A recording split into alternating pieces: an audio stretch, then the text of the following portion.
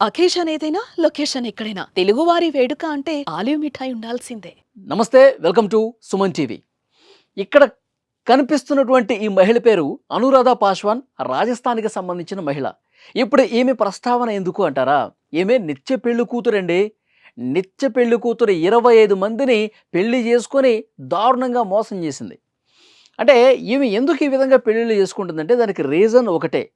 అత్తగారింట్లో ఉన్నటువంటి ఆస్తులు, నగలు, నట్ర అన్నీ కూడా దోచేసుకొని పారిపోవటం, ఇంకొకళ్ళని చూసుకోవటం. ఇవి చాలా స్ట్రాటజిక్‌గా, ప్లానింగ్‌గా పెళ్ళిళ్ళు చేసుకుంటా ఉంటది. వీళ్ళకి ఒక గ్రూప్ ఉందండి. అంటే ఒక గ్యాంగ్ మెయింటైన్ చేస్తుంది ఈ కిలాడి లేడీ. ఒక గ్యాంగ్‌ని మెయింటైన్ చేసుకొని, ఈ వరుసగా పెళ్ళిళ్ళు చేసుకుంటూ, అందులో ఉన్నటువంటి ఆ పెళ్లి చేసుకున్నటువంటి ఆ అత్తగారింట్లో ఉన్నటువంటి మొత్తం కూడా కాజేసుకొని పరారవుతూ ఉంటారు. ఈమె అసలు ఎలా పరిచయం చేసుకుంటదంటే చాలా విచిత్రంగా ఉంటది. నేను ఒంటరి మహిళని. నాకసలు అమ్మ లేదు, నాన్న ఎవ్వరు లేరు. ఒక తమ్ముడు మాత్రం ఉన్నాడు. పాపం వాడికి గూడా ఉద్యోగం లేదు. కుటుంబాన్ని చాలా కష్టంగా, కుటుంబం మీన్స్ మా బ్రదరు, నేను బతకాలంటే చాలా కష్టంగా ఉంటుంది అని జెప్పి పరిచయాలు పెంచుకుంటుంది. పరిచయాలు పెంచుకొని ఆ తర్వాత బురిడీ కొట్టిస్తదనమాట. ఈ గ్యాంగ్ ఉంది గదా! గ్యాంగ్‌లో ఒకడిని పురమాయిస్తది. ఆమెను పెళ్లి చేసుకోండి, ఆమెకు ఒక జీవితాన్ని ఇవ్వండి అని జెప్పి ఒక మధ్యవర్తి ద్వారా ఈ కథంతా నడుపుతది. వాళ్ళు ఆ అమ్మాయి గూడా చూడటానికి బానే ఉంది. పాపం కష్టాల్లో ఉంది గదా! అని జెప్పి పెళ్లి జేసుకుంటారు. పెళ్లి జేసుకున్న తర్వాత ఆ ఇంట్లో అందరితో చాలా సఖ్యంగా, మంచిదానిలా అమాయకంగా నటిస్తది. నటించిన తర్వాత ఆ ఇంట్లో అందరూ తినే భోజనంలో మత్తు మందు కలుపుతది. ఆ మత్తు మందు కలిపిన భోజనాన్ని తిని ఆ కుటుంబ సభ్యులందరూ గూడా పడుకుంటే, ఈ మహాతల్లి ఏం జేస్తది, ఆ ఇంట్లో అప్పటికే కొన్ని రోజులు ఉంటది కదా! ఆ ఇంట్లో. ఎక్కడెక్కడ ఏమేమి ఆస్తులని, డబ్బులు ఎక్కడ దాచిపెడతారు, ఈ నగలు ఎక్కడుంటాయి, ఇవన్నీ గూడా మొత్తం కనిపెట్టేస్తది. వీళ్ళందరూ ఆ మత్తులోకి జారుకున్న తర్వాత వాటన్నిటిని తీసుకొని ఉడాయిస్తదనమాట.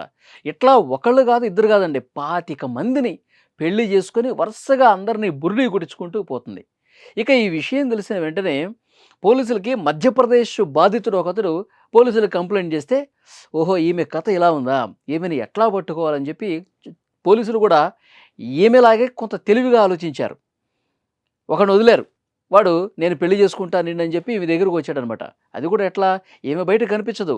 వీళ్ళ గ్యాంగ్‌లో ఒకడిని పట్టుకొని వాడి ద్వారా పోలీసులు ఇతన్ని పంపిస్తే, అప్పుడు మాకిన్ని ఆస్తులున్నాయి. నేను ఒక అమ్మాయిని కోసం చూస్తా ఉన్నాను. నాకు ఎవరైనా అమ్మాయి దొరికితే నేను పెళ్లి చేసుకొని ఆమెకి జీవితాన్ని ఇవ్వాలనుకుంటున్నాను. ఇది నా చరిత్ర అని చెప్పి చెప్పించారనమాట పోలీసులు. చెప్పిస్తే అప్పుడు ఈమె ఎంటర్ అయ్యి, ఓహో! ఇట్లా ఉందా పరిస్థితి? నీకు ఇంత ఆస్తుందా? ఇన్ని నగలున్నాయా? ఇవన్నీ తెలుసుకుంటది ముందే. తెలుసుకొని ఇక ఒకరోజు పెళ్లి చేసుకుందాం అన్న టైంకి పోలీసులు ఎంటర్ అవుతారు. ఎంటర్ అయ్యి ఈమెని రెడ్ హ్యాండెడ్‌గా పట్టుకున్నారనమాట. ఇప్పుడు ఆ 25 ఎవరైతే పెళ్లి చేసుకున్నటువంటి వరులున్నారో వాళ్ళందరూ గూడా ఇప్పుడు ఒకళ్ళ తర్వాత ఒకళ్ళు కేసులు బుక్ చేశారు ఆల్రెడీ. అందరూ గూడా ఈమె దగ్గరకొచ్చి, "మా సొమ్మంతా ఎక్కడ దాచేశావు?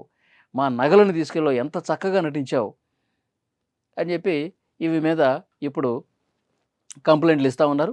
ఈమెను పోలీసులు అరెస్ట్ చేశారు. సో, ఇలాంటి మహాతల్లులున్నారు మన దేశంలో. వరుసగా 25 మందిని పెళ్లి చేసుకొని మోసం చేశారంటే ఎంత జగత్కిలాడండి. మధ్యప్రదేశ్ పోలీసులు కేసు నమోదు చేసి ఇప్పుడు అరెస్ట్ చేసినటువంటి పరిస్థితి ఉంది. కాబట్టి యువకులు, పెళ్లి కాని యువకులు ఇలాంటి ఒంటరి మహిళలని చెప్పి ఎవరైతే తిరుగుతా ఉంటారో వీళ్ళ వలలో పడకండి. మీ జీవితాన్ని నాశనం చేసుకోకండి. Thank you.